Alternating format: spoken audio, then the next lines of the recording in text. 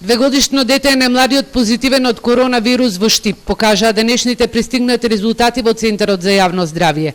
Инаку само за едно деноноќие бројот на заразени се зголеми за 11%. Со денешните резултати во градот на Текстилот активни се 333 случаи, од кои 80% се од фабричките кластери.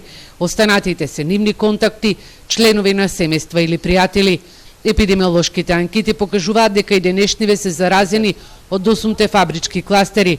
Пред 2 дена директорката на Штипскиот центар за јавно здравје Марија Димитрова најдобро појасни зошто Штип е корона жариште.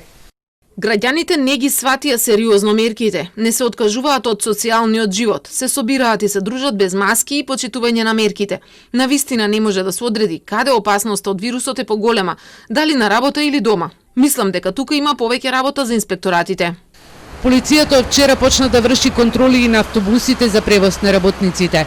Штипските епидемиолози, инфектолози, медицинските сестри, техничари и болничари секојдневно ја бијат битката со вирусот, не ни помислувајќи на одмор.